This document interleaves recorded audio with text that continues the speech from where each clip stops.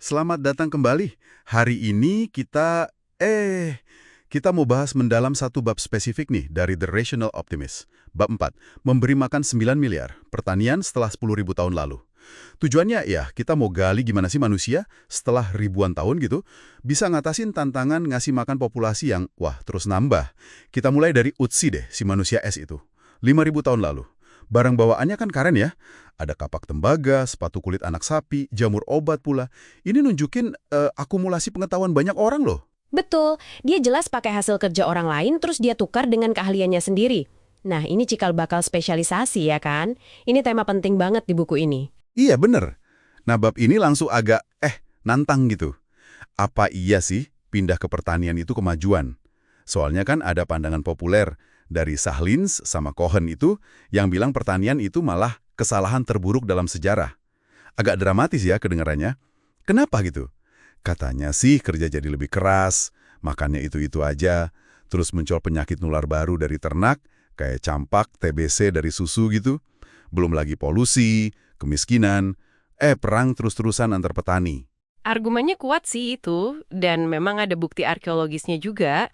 Kerangka petani zaman dulu sering nunjukin tanda kerja fisik berat, penyakit, posturnya juga katanya lebih pendek dibanding pemburu pengumpul. Tapi sumber ini juga ngingetin kita ya, jangan sampai kita ngeromantisir kehidupan pra-pertanian gitu aja. Kekerasan, perang brutal itu juga biasa banget kok zaman itu. Oh gitu. Jadi ya gambarannya lebih rumit lah, nggak hitam putih, baik versus buruk. Oke. Jadi nggak sesimpel itu ya. Terus, gimana kita ngatasin tantangan skala besar ini? Ingat nggak ramalan Thomas Malthus tahun 1798? Dia kan pesimis banget, pasokan makanan nggak bakal bisa ngejar jumlah penduduk. Iya, Malthus. Tapi nyatanya, kita malah lihat banyak banget inovasi keren. Salah satunya proses Haber-Bosch di awal abad ke-20. Itu revolusioner banget kan? Revolusioner, betul. Karena kita jadi bisa manen nitrogen subur langsung dari udara buat pupuk. Ya meskipun sangat bergantung sama energi bahan bakar fosil sih. Terus ada juga bibit gandum baru kayak Markis yang lebih tahan banting gitu. Dan puncaknya ya jelas revolusi hijau yang dipimpin Norman Borlaug tahun 60-an itu. Kisahnya di India sama Pakistan, wah itu luar biasa banget. Dengan gandum kerdil hasil rekayasanya, disebut kerdil ya karena energinya lebih banyak ke biji daripada batang, jadi nggak gampang roboh, terus bagus kalau dipupuk. Borlaug itu berhasil bikin panen berlipat-lipat. Wow. Padahal hambatannya banyak banget, birokrasi, bahkan sabotase katanya. Gudang sampai penuh. Ini bener-bener mematahkan prediksinya Malthus tadi.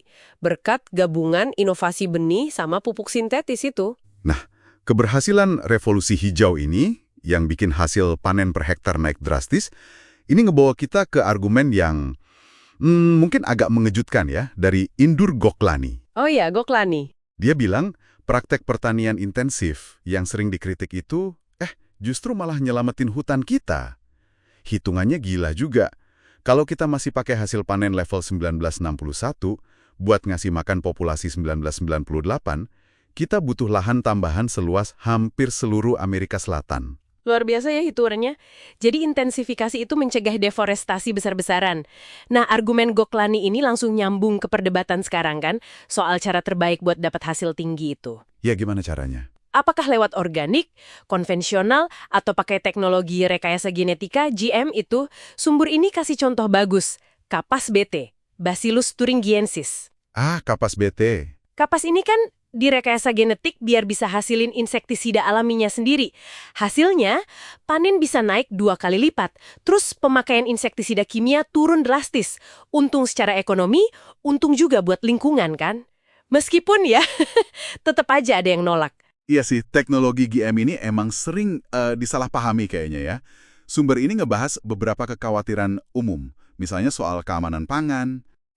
Padahal katanya triliunan porsi makanan GM udah dikonsumsi dan nggak ada satupun kasus penyakit yang terbukti gara-gara itu. Terus soal transfer gen antar spesies yang dianggap nggak alami. Padahal gandum roti yang kita makan aja, itu kan hasil kawin silang alami dari 3 spesies rumput liar. Betul-betul. Isu gulma super gara-gara tanaman tahan herbisida juga katanya sering dilebih-lebihkan. Resistensi kan tantangan di semua pertanian ya, dan bisa diatasi. Padahal potensinya ini yang disorot Sumber gede banget loh. Coba bayangin tanaman pangan yang tahan kering atau tahan garam tinggi, penting banget kan di tengah perubahan iklim gini. Wah ya bener. Atau kedelai yang diperkaya lisin bisa jadi pakan ikan yang lebih bagus, ngurangin tekanan ke ikan liar di laut. Atau tanaman yang lebih efisien nyerap nitrogen tanah, jadi kurang butuh pupuk kimia, emisinya juga berkurang. Jadi fokusnya nggak cuma kuantitas, tapi juga kualitas nutrisi dan keberlanjutan lingkungan. Oke, jadi rangkumannya nih buat Anda gimana? Sejarah yang kita bahas di bab ini nunjukin pola yang menarik ya. Kecerdasan kolektif manusia, inovasi dari zaman Utzi, tukaran keahlian, sampai era Borlaug dengan revolusi hijaunya, itu berulang kali nemuin cara buat ngasih makan populasi yang terus nambah. Kita seringkali berhasil mentahkan ramalan paling pesimis sekalipun. Seringnya, ya lewat pertukaran ide dan spesialisasi itu tadi. Tapi ini juga ngeninggalin pertanyaan penting nih buat Anda renungkan lebih lanjut. Populasi global kan katanya bakal mencapai puncak abad ini, terus tantangan perubahan iklim makin nyata. Apa inovasi teknologi pangan, entah itu GM, pertanian presisi, atau mungkin alternatif protein baru, bisa terus ngimbangin kebutuhan kita? Dan yang lebih penting lagi, bisa nggak kita mastiin ketahanan pangan global yang berkelanjutan, tanpa selamanya tergantung sama model intensif yang boros energi fosil itu?